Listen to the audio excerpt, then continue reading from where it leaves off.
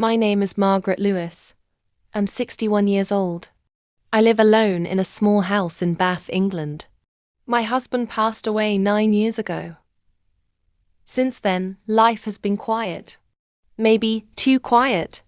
I have only one daughter, Emily. She moved to Australia many years ago. She has a husband, 2 little boys, and a busy, happy life. She often sends me pictures of the boys playing in their garden, smiling under the sun. I smile back at those pictures. But deep inside, I feel a small emptiness. Every morning, I wake up early. I make myself a cup of tea, water the plants, and clean the same corners of the same house. In the evenings, I sit by the window and watch people walk by. Families, couples, friends, all heading somewhere. Nobody stops by. Sometimes Emily sends me a message. "Mum, I'll visit soon," but soon never comes. Still, I wait. Because she's my daughter, my only child. I keep her old toys in a wooden box. Her drawings still hang on the wall. Every night, I look at them and whisper, "Good night, my Emily." One cold morning, I heard a knock on the door. When I opened it, my heart almost stopped. It was her. "Emily." "Mom," she said, smiling through tears. I just stood there, frozen. "Emily, you really came." She hugged me tight. I could feel her heartbeat. I cried. Tears of joy, disbelief, and something else I couldn't name. We sat in the kitchen. I made her favorite tea.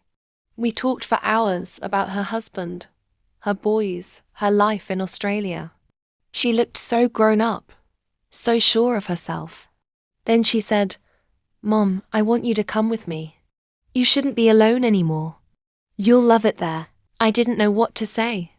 "This is my home," I whispered. "Your father built this house. We laughed here. We cried here. I can't just leave it." Emily looked at me gently. "Mom, the house is old. You're not safe here alone.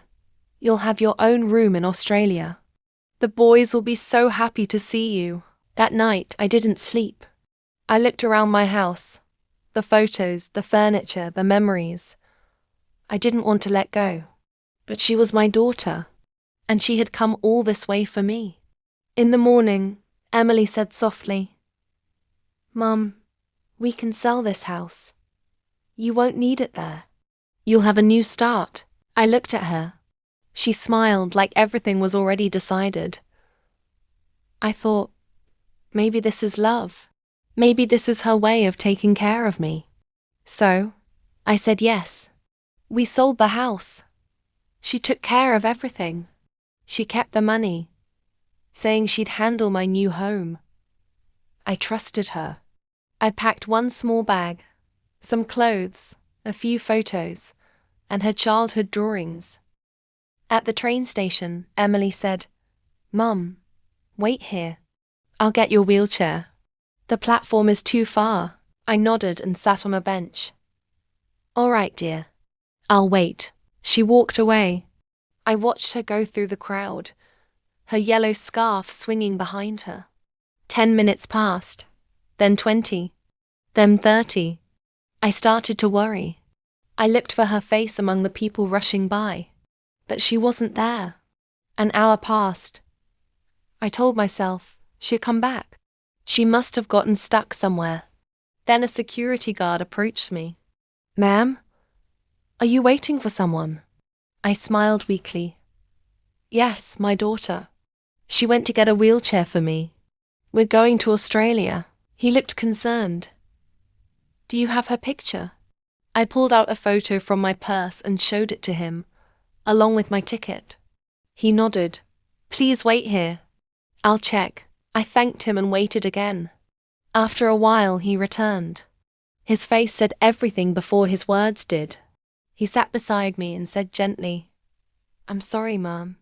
Your daughter boarded the train alone. She's gone." I felt my chest tighten. No, that's not true. She wouldn't do that. She loves me." The guard's eyes softened. I saw her leave, Mum. I'm sorry. My hands shook. Tears fell without my control. My heart. It just broke. The guard said quietly, "Some people forget where they came from." I sat there speechless. My world had suddenly gone quiet again. He hesitated, then said, "My name's Michael Turner. I'm a security officer here. You remind me of my mum. She passed away years ago." He paused, then said softly, "You can't stay here, ma'am.